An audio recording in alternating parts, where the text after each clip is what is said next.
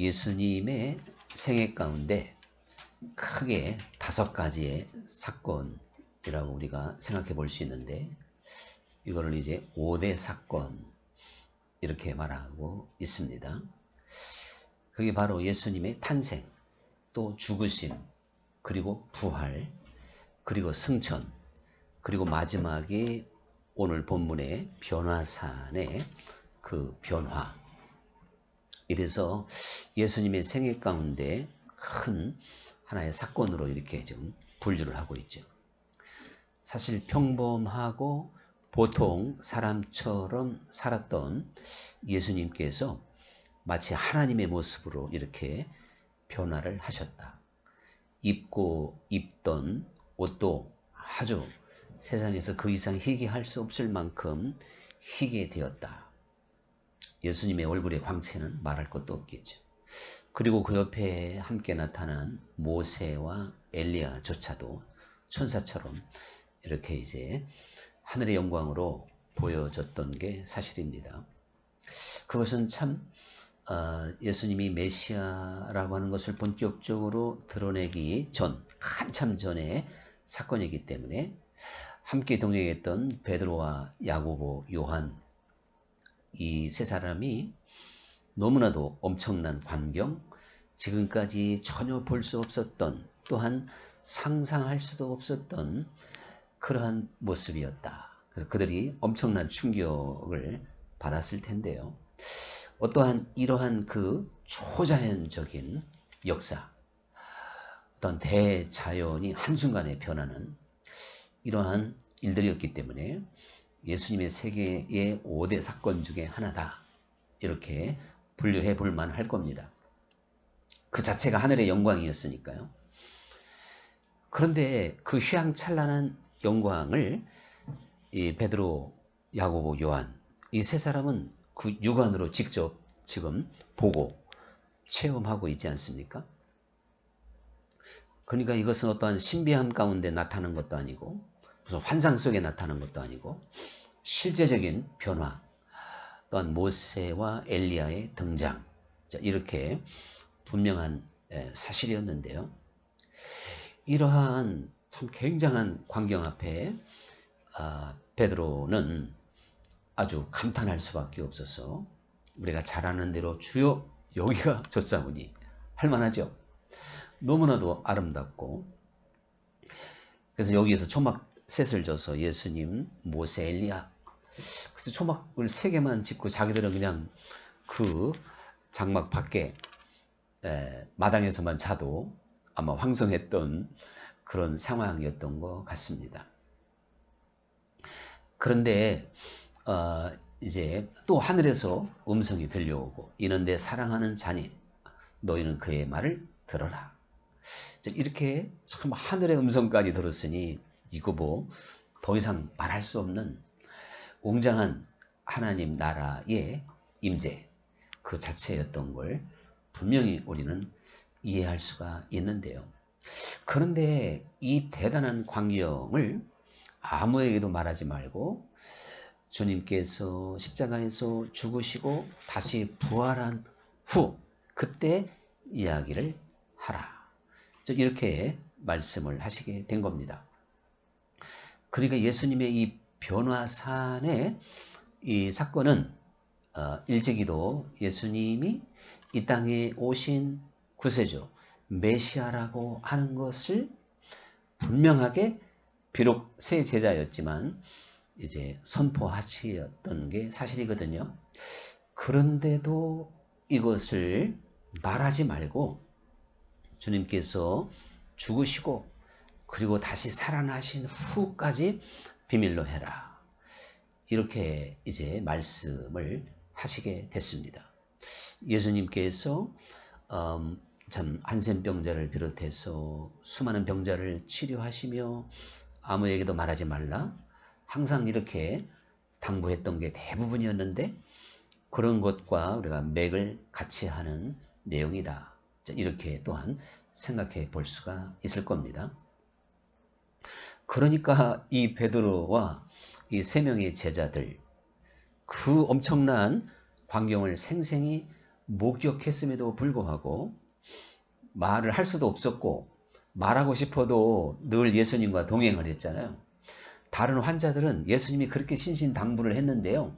바로 동네에 가면서 막 나팔을 불어가지고 그 동네 사람들이 다 예수님을 보기 위해서 몰려드니까 예수님이 더 이상 나가지 못하고 피해서 갈 수밖에 없는.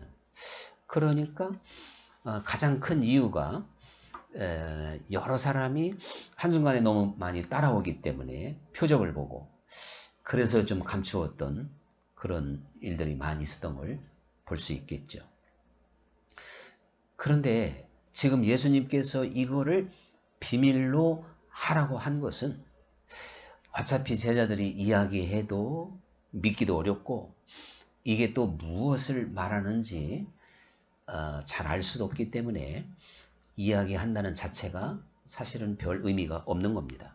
그러니까 베드로를 비롯해서 이 두 명의 제자들은 주님 안에서 굉장한 어떠한 그 사실을 알면서 또한 그것을 보았음에도 불구하고 그 영광을 말하지 못하고 그걸 드러내지 못하고 그걸 그냥 소망 가운데 기대하면서 어차피 무슨 뜻인지 잘 이해를 못하니까 기다리면서 주님의 그 죽으심과 고난 이것을 묵묵히 지켜볼 수밖에 없었습니다. 그리고 예수님께서 말씀하신 대로 죽으시고 다시 부활하신 다음에 그래서 모든 것이 다 확실해졌을 때 그들은 그때 보았던 그 광경에 대하여 더 아주 생생하게 됐던 것이고 그게 그러한 영광이구나. 이때를 위함인 것이구나. 이제 하면서 더 분명한 증인이 되기도 했을 겁니다. 그때까지는 주님은 그러한 권능과 그래서 그 제자들에게 내가 하늘의 권능을 가지고 너희에게 오는 것을 볼 것이다. 하나님의 나라가 권능을 가지고 임하는 걸 너희가 볼 것이다. 이렇게 먼저 예고하셨잖아요. 그리고 그 다음날 요 세 명에게만 보여준 게 사실입니다. 그러니까 이렇게 큰 영광, 권능 이런 것들을 다 가지신 주님이신데 힘없는 도살장에 끌려가는 소처럼 또 털 깎는 양처럼 참 고난과 그리고 또한 수모의 길을 걸으시면서 죽으시고 다시 부활하시게 됐습니다. 그때까지는 이 영광을 잠잠히 묻어둬라. 그런 이야기입니다. 근데 여기서 모세와 엘리야가 나오잖아요. 모세와 엘리야.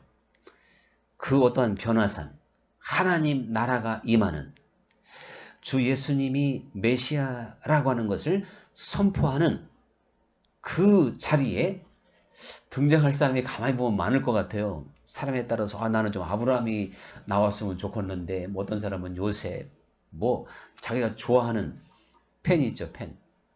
누구를 자기가 좋아하는 분이 있죠.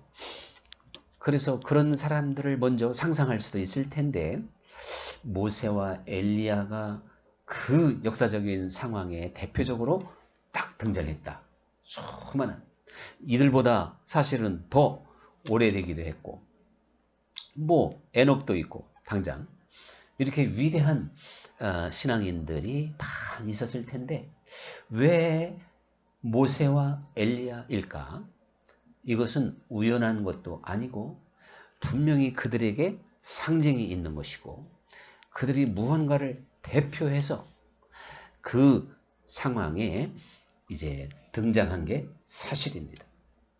또 그들이 상징하고 있는 바가 예수님의 사역, 예수님께서 왜 이 땅에 오셨고 또한 예수님과 뭔가 대화를 나누었는데 그 대화의 내용에 대단히 중요하다. 그런 이야기죠.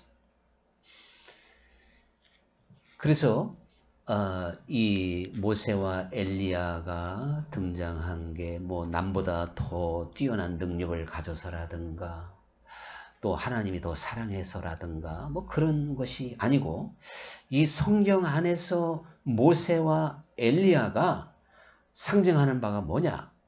여기에 이제 답이 있다는 사실이죠. 바로 이 모세와 엘리야는 율법과 선지자를 대표하는 그러한 사람들입니다. 그래서 모세는 모세를 통해서 율법을 줬죠. 그리고 엘리야는 이중적으로 우리가 살펴봐야 되는데, 엘리사의 선생인 그 엘리야도 있고, 또 오리라한 엘리야, 말라기서에서 예언하고 있는 오리라, 그리스도가 오기 전에 오게 되는 엘리야를 또 거기에서 보여주고 있기도 합니다. 그런데 예수님은 이 두 가지를 함께 거기서 표현해 줘요. 제자들이 왜 그러면 메시아가 오기 전에 그 엘리야가 와야 된다고 선지자들은 말하고 있습니까? 질문하게 되니까, 엘리야가 너희에게 이미 왔지만 사람들이 임의로 대접하였도다. 그게 바로 세례 요한이라는 것이죠. 그러니까 모세와 그 함께 나타난 엘리야는 엘리사의 선생 엘리야인 게 맞아요. 근데 거기는 두 가지 의미가 있어요. 선지자의 대표로서, 또한 그 선지자가 결국은 메시아를 예언한 사람들이잖아요. 그래서 예수님 직전에 나타날 엘리야가 바로 세례 요한인 겁니다. 이제 그러한 인물이었다고 하는 걸 이제 설명해 주고 있는 거거든요. 그러니까 모세와 엘리야가 나타나게 된 건 예수님께서 모든 성경이 나를 증거한 것이다. 너희가 영생을 얻기 위하여 모세의 율법을 상고하거니와 이 율법이 나를 증거한 것이니라. 이렇게 말씀했다고 제가 종종 말씀드리잖아요. 종종. 그래서 모세가 나타날 수밖에 없고, 또한 모든 선지자들은 하나님의 뜻을 선포하고, 또한 그리스도의 그 초림을 예언하는 게 아주 중대한 사역이었습니다.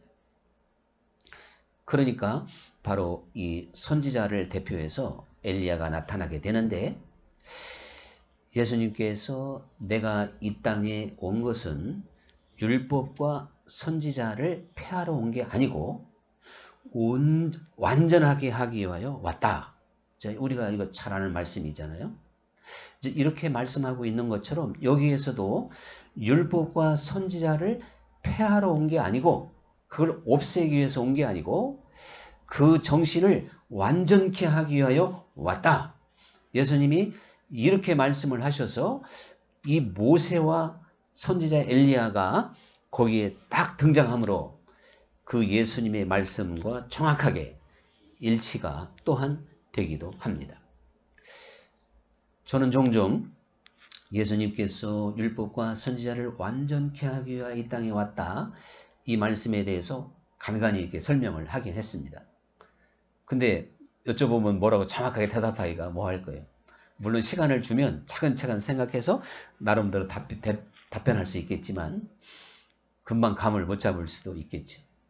저는 나름대로 대답을 준비했으니까 그냥 즉각 말씀드릴 수도 있을 텐데, 예수님이 율법과 선지자를 폐하러 온 게 아니고 이것을 완전케 하기 위하여 오셨다고 하는 그 의미를 정확하게 알려주기 위해서 그 이후의 말씀에 답을 주고 있어요. 그게 첫 번째가 뭐냐면, 천지가 없어지기 전에는요, 율법의 1.1획도 없어지지 않는다는 겁니다. 그러면 우리가 대부분 생각하면 복음시대, 예수님이 이 땅에 오심으로 이제 율법은 폐기됐고, 맞죠? 율법주의는 폐기가 된 거예요. 그러나 율법의 예수님은 1.1획도 없어지지 않는다. 이게 도대체가 뭐냐? 율법주의 자체가 폐기가 됐는데 왜 또 1.1획도 없어지지 않고 그대로 이루어진다 할까? 율법의 말씀이 예수님이 오신 이후에도 이루어지는 거지, 율법이 사라진 게 아니라 이겁니다. 그것은 어떤 율법의 조항이나 문자가 사라지지 않는다는 뜻이 아니고,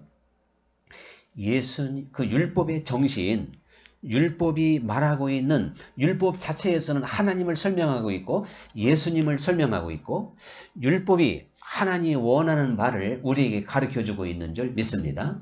그러니까 그 율법의 정신이죠. 한마디로.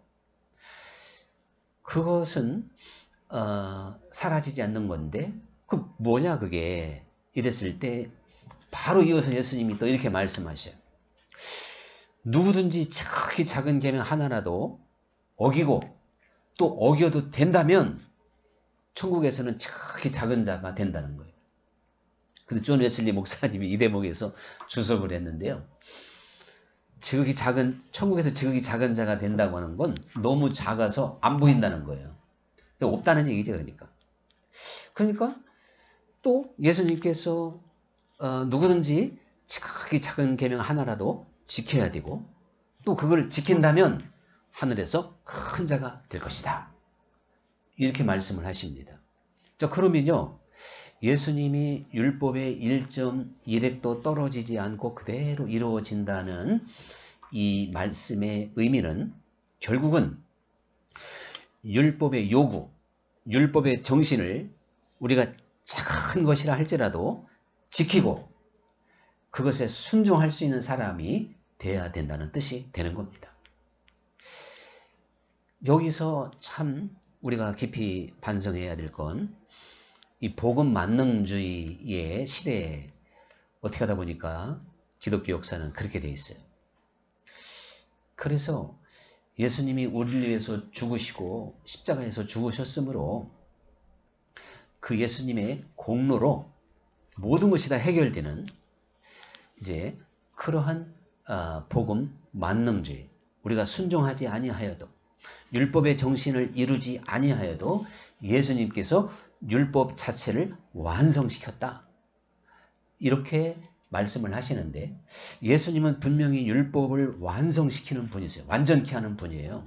어떻게 완전케 하는 분이냐?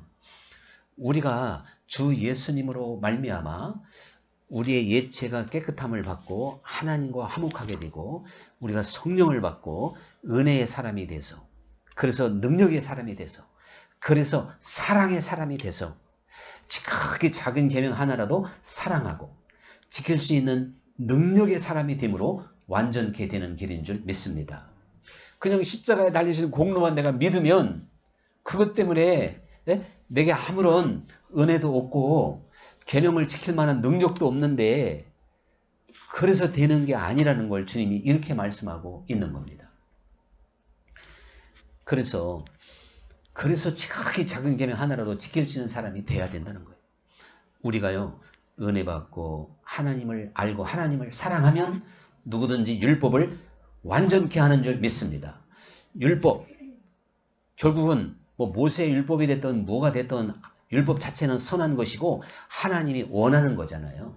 선한 일에 힘쓴다면 그게 율법의 정신인 줄 믿습니다. 얼마나 많이 성경에서는 우리가 그리스도 예수의 사람들이 선한 일에 열심을 내는 하나님의 친백성이라고 가르쳐주고 있는지 모릅니다. 우리가 주 예수님을 알면 알수록 선한 일에 힘쓰는 사람이 되고 하나님을 사랑하면 사랑할수록 지극히 작은 계명이라도 지킬 수 있는 사람이 되는데 이 지극히 작은 계명이 그럼 뭐냐? 유대인들은 자기 멋대로 좀 이렇게 소홀히 여기도 되는 계명 이런 것들을 정해놓은 바가 있었거든요. 그런데 악한 것은 모양이라도 버려라. 이렇게 말하고 있죠. 우리가 죄를 짓는데 실제 어떤 죄를 직접 짓는 것보다 뭐 생각과 마음으로 오는 참 죄보다 직접 짓는 게 더 크다고 말할 수 있겠죠. 그런데 생각과 마음 먹는 것을 어떻게 보면 지나서 모양이라도 버려라. 이렇게까지 성경이 우리에게 교훈하고 있는데요. 하나님을 예수님이 그랬잖아요. 나를 사랑하는 자라야 나의 계명을 가지고 지킬 것이다. 하나님의 계명은 하나님을 사랑하는 사람들이 지키게 된다는 것이죠. 우리는 하나님을 진정으로 사랑하고 나를 위해서 죽으신 예수님의 그 은혜, 그리고 성령을 받고 성령의 감동 속에 성령의 그 능력 속에서 하나님과 하나 되어서 우리는 하나님 자체를 사랑하고 하나님의 선한 편에 굳건히 서 있으므로 악한 것을 모양이라도 버릴 수가 있어서 지극히 작은 계명까지라도 지킬 수 있는 그러한 사람이 되는 줄 믿습니다. 이런 길로 복음의 능력이 이런 것이에요. 그래서 예수님께서 이제 마지막 계속 이어서 너희의 의가 서기관과 바리새인보다 더 낫지 못하다면 결단코 천국에 들어가지 못할 것이다. 이렇게 말하고 있단 말이죠. 제가 늘 말씀드리지만 그 의라고 하는 건 칭의를 말하는 게 아니라 그랬잖아요. 예수님을 믿음으로 죄인을 의롭다고 해주는 이 칭의의 그 justification을 쓴 게 아니라 righteousness를 써가지고 너희가 나를 믿음으로 실제 너희 생활의 의요, 생활의 의, 똑바른 삶, 올바른 삶, 선한 삶, 이것이 서기관과 율법사보다 못하다면, 바리새인보다 못하다면 결단코 천국에 들어갈 수 없다는 것입니다. 그러면 그냥 쉽게 말해서 서기관과 바리새인들은 간음하지 않고 살인하지 않고 도적질하지 않는 거예요. 근데 오늘날 우리가 이러한 죄에 쉽게 물들 수밖에 없는데도 불구하고 내가 하나님의 이제 참 그 천국에 갈 수 있다고 자신만만해하는 시대에 우리가 지금 살고 있다니까요. 겉으로 드러나는 죄도 못 끊었는데, 그런데 겉으로 드러나는 죄를 다 끊어버리면 그게 서기관과 바리새인과 쌤쌤이에요. 쌤쌤. 똑같은 수준이에요. 그건 하나님 나라에 안 된다는 거예요. 그들보다 더 나아야 된다는 거예요. 그들보다 나을 수 있는 게 오른손이 한 일을 왼손이 모르게 하는 것이고, 길거리에서 나팔 불며 구제하지 않고 오른손이 한 일을 왼손이 모르게, 또 골방에 가서 주님께 하나님만 보고 기도할 수 있는, 길 사거리에서 손들고 기도하는 게 아니라, 자, 이런 것으로부터 시작해서 우리의 속사람의 변화, 사람 중심이 변함으로 말미암아 속으로부터 의를 내놓을 수 있고 선을 내놓을 수 있는, 그래서 정말 거짓이 없는 사랑을 할 수 있는 이러한 차원이 서기관과 바리새인보다 더 나은 의라는 걸 알아야 됩니다. 우리가 경건한 모양만 갖추고 사람들 앞에 드러나지 않는 죄를 가지고 있다고, 또 내 실제적으로 하루 생활 속에 그 겉으로 드러나는 죄 자체만을 지금 짓지 않고 있다고 서기관과 바리새인보다 월등하다고 생각해서는 안 된다 이겁니다. 그건 더 나은 의의가 아니라는 거죠. 우리의 속사람이 새로워져서 중심으로 믿음으로 사랑으로 지극히 작은 것이라도 할 수 있는 진정성이 있어야 될 줄 믿습니다. 자, 그런 뜻이 되는 거예요. 자, 이렇게 본다면요, 오늘 이 변화산의 이야기를 생각해 볼 때 사실은요, 이 변화산의 놀라운 감격, 때로는 그 어떠한 환희, 기쁨, 이런 것들은 지금 베드로, 야고보, 요한만이 아니고 모든 그리스도인들이 체험해야 되고 또한 그것을 가지고 있어야 되는 거예요. 이게 1만 달란트 탕감 받은 감동이라고 말할 수가 있겠죠. 그래서 우리는요, 주님과 함께 주님 안에서 이 베드로, 야고보, 요한이 보았던 이 하나님 나라의 권능, 그 하나님 나라의 아름다움, 이것을 내가 믿음의 눈으로 볼 수 있고 이 황량한 나그네 인생길을 걸어가며 분명히 고백할 수 있어야 될 줄 믿습니다. 그게 날마다는 아니라 하더라도 우리가 깨어서 충만하면 이것을 언제든지 회복할 수가 있어요. 그래서 내 기도하는 시간이 가장 귀하다 할 수 있을 만큼 우리는 우리의 생활 속에서 이 하나님 나라의 감격을 회복할 수 있는, 하나님과 내가 1대1로 대면하는 그래서 우리에게 펼쳐지는 이 아름다운 세계가 정말 날마다 주어질 수 있기를 간절히 축원합니다. 내가 원하면 날마다 주는 거죠. 날마다 그 은혜에 감격하고 날마다 살아계신 주님의 그 은혜를 내가 느낀다면 바로 이 변화산의 감동과 뭐가 다를 바가 있겠습니까? 그들은 단지 육신의 눈으로만 휘황찬란했지만 우리는 영안이 열려서 우리에게 있는 영원한 세계의 소망과 그 은혜와 그 풍성함 속에서 이 세상이 힘들고 고달프지만 이 세상 안에서도 감사할 수 있고 그래서 기뻐할 수가 있는 줄 믿습니다. 그러므로 쉬지 않고 기도할 때 이 변화산의 감격은 언제나 살아있는 겁니다. 그리고 이 변화산의 경험이 생생하게 있을 때 우리는 그리스도인으로서 걸어가야 되는 이 길에서 모두 다 승리자가 될 줄 믿습니다. 지금 예수님이 변화산에서 메시아와 그 위대한 능력을, 그 권능을 가지고 있음에도 불구하고 때가 되기까지는 십자가의 길을, 죽음의 길을 가셔야 됐죠. 섬기고 참 조롱당하는 그러한 길을 가실 수밖에 없어요. 오늘 우리도 우리에게 이러한 변화산의 영광이 있지만 그리스도인으로서 걸어가는 고달픔이 있는 겁니다. 그렇지만 때가 되어 그 나타날 때까지 베드로가 그것을 만민에게 증언할 때까지 참아야 되듯이 우리도 참고 인내하며 그 소망 안에서 대단한 저력을 가지고 주님과 동행하는 삶이 되어야 되겠습니다. 이 변화산의 경험을 통해서 베드로나 또한 다른 제자들의 길이 그 신비한 세계 속에서 신비주의에 빠져서 마치 도피처처럼 속세와 격리되어서 이렇게 살아가는 것이 아니라는 겁니다. 다시금 내려가라는 것이죠. 너희가 빛과 소금이 돼서 섬기고 희생하고 고난의 길을 걸어가야 된다는 것처럼 주님께서는 그래서 우리 그리스도인들의 길을 좁은 길이라 그랬고 섬기는 길이라 그랬고 좁고 협착하여 찾는 이가 적다. 이것은 정말 골고다의 길, 더 나가서 나를 부인하고 날마다 내 십자가를 지는 길이기 때문에 우리 육체의 본성은 그것을 싫어할 수밖에 없고 나를 거스를 수밖에 없지만 우리는 이 변화산의 그 영광이 온전히 드러날 때까지 그것을 내가 누려도 좋을 때까지 참고 인내하며 걸어가야 될 줄 믿습니다. 그러면서 오늘 말씀의 결론, 우리는 그 율법을 완전케 하는 사람이 돼야 돼요.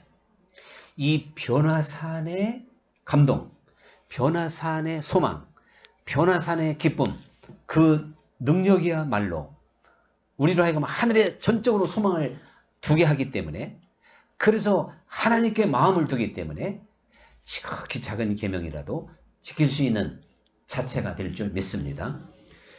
우리가 하나님을 진정으로 사랑한다면 또한 이웃 사랑의 눈을 연다면 율법을 완성시킨 사람입니다. 그게 율법의 완전케 되는 길은 그거밖에 없어요. 우리가 무슨 조항을 지키고 문자를 지켜서 완성시키는 게 아니고 하나님 이 사랑의 세계에 내가 들어갈 때 거기에 율법의 완전이 있는 겁니다. 즉 하나님이 원하는 모든 것이 내 삶을 통해서 완성되는 것입니다. 이제 우리가 부자와 나사로의 이야기를 끝으로 정말 우리가 귀한 교훈을 얻어야 될 텐데 이 부자가 죽어서 정말 천국과 지옥이 있고 그 고통이 너무 심해서 잠시만 저를 저 세상에 보내서 내 형제들에게 이거를 좀 증언해서 오지 못하게 해달라고 잠깐만 보내달라 그러니까 그때 예수님이 뭐라 그랬어요?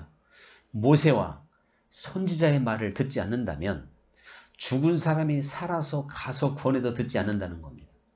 이게 뭘 말할까요?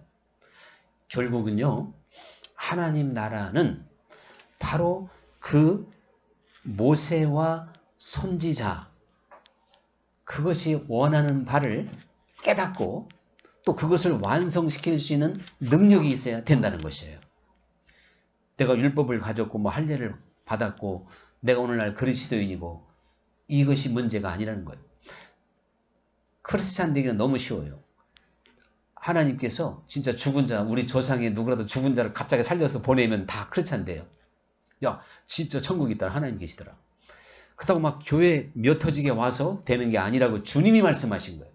우리는 율법과 선지자의 말씀을 완전케 하는 사람이 되어야 될 줄 믿습니다. 그것은 사랑의 세계에서 하나님을 알게 되고 그래서 하나님이 원하는 바를 행할 수 있는 사람이, 즉 사랑으로 모든 것을 행할 수 있는 사람이 되어야 된다 하는 것을 꼭 기억해야 되겠습니다. 이제 오늘의 찬양 드리도록 하겠습니다.